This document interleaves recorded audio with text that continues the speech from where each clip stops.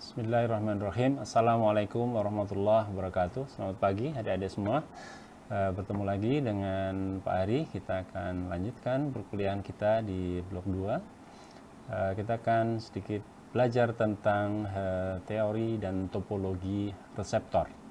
Apa itu reseptor? Apa kaitannya dengan pembelajaran kita di blok 2 ini? Kimia organik, kimia medisinal ya. Reseptor menjadi bagian yang sangat penting dalam pembelajaran kimia medisinal.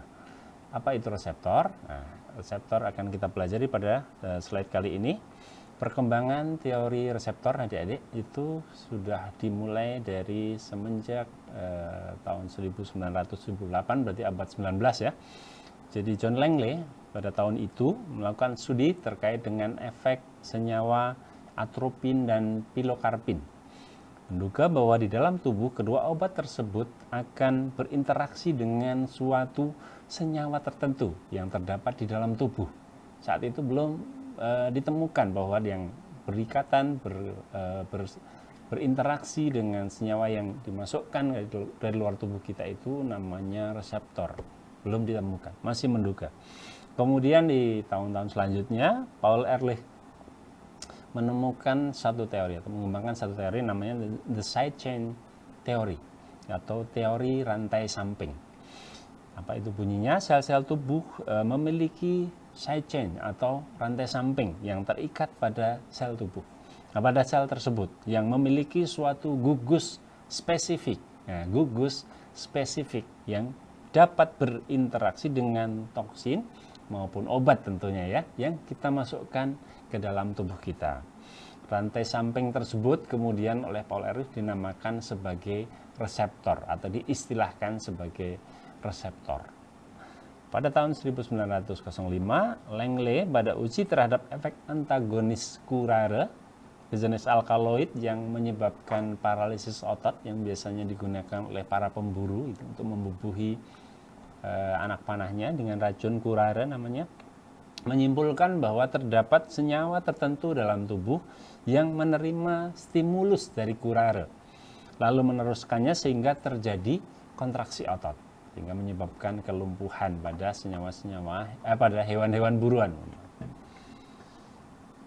Nah, reseptor sendiri kemudian dikembangkan setelah pemahaman terlebih jauh terkait molekuler ya, ilmu molekuler sebagai suatu senyawa biopolimer ya, dalam tubuh organisme yang dapat berinteraksi dengan senyawa kimia tertentu atau senyawa asing tertentu yang kemudian disebut sebagai xenobiotik ataupun toksin, bahkan kemudian obat-obatan yang menghasilkan respon biologis. Berarti ada suatu reaksi berantai ya, dari interaksi suatu biopolimer dari reseptor tadi dengan senyawa asing, kemudian akan memicu terjadinya chain reaction, reaksi berantai, yang kemudian memberikan tanggap biologis atau respon biologis. Secara umum reseptor adalah suatu protein integral akromolekul polipeptida. Nah, biopolimer tadi adalah suatu polipeptida, jadi sejenis protein yang tertanam dalam lapisan fosfolipida pada membran sel. Jadi letaknya dia berada pada bagian-bagian di dalam membran sel.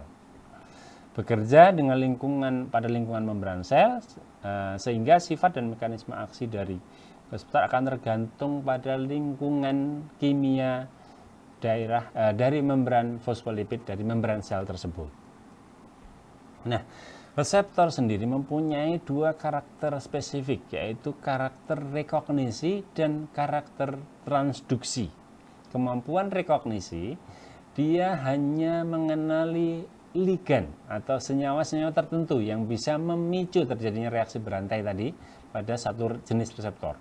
Jadi reseptor tersebut hanya mengenali. Nah, kalau kemarin kita bahas bahwa molekul itu mempunyai konformasi, mempunyai gugus-gugus fungsi, yang menjadi objek rekognisi pengenalan tadi adalah gugus-gugus khas yang bisa berinteraksi atau terikat pada ujung-ujung dari reseptor tersebut. Kemudian reseptor juga mempunyai karakter untuk melakukan proses transduksi atau penghantaran dari sinyal ketemu tadi, menghasilkan reaksi berantai yang kemudian bisa menghasilkan satu tanggap biologis. Nah, kalau digambarkan dulu ya, penggambaran klasik zaman dulu tentang teori ini diumpamakan seperti adik-adik mempunyai kunci dan gembok ya. Kunci dan gembok, adik-adik punya motor Honda misalnya. Ya, kunci Honda berbagai merek itu biasanya agak mirip.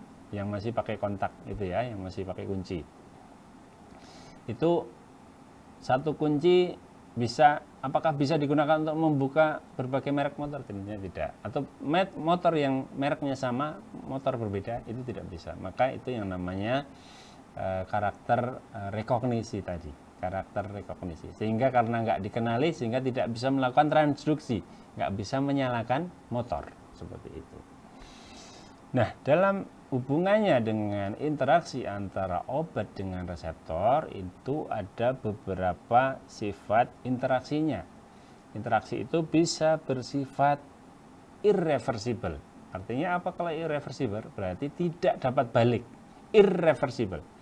Interaksi terjadi, maka obat tadi akan ngancing di situ ya, terkunci di situ, tidak dapat lepas, kemudian reseptornya kembali ke sedia kala, tetapi dia akan terkunci sampai kemudian terjadi manifestasi metabolisme atau proses biologis yang kemudian menyebabkan misalnya kematian sel, nekrosis sel atau lain sebagainya ya, atau kerusakan ya, karena ada interaksi dengan senyawa lain. Nah, contoh itu terjadi interaksi yang itu adalah diwujudkan dalam bentuk interaksi ikatan secara kovalen biasanya. Nah, ini contohnya adalah pada senyawa anti kanker misalnya. Anti kanker itu biasanya menggunakan senyawa-senyawa pengalkil. Nah, senyawa pengalkil itu biasanya dia akan nempel pada suatu bagian dari DNA atau protein dari jaringan atau sel-sel kanker, sehingga diharapkan dia menyebabkan nekrosis atau kematian dari sel kanker tersebut, perubahan secara fisiologis ya, sehingga menyebabkan kematian sel kanker. Nah, itu yang diharapkan dari pengobatan pengobatan kimia ya, untuk mengobati kanker.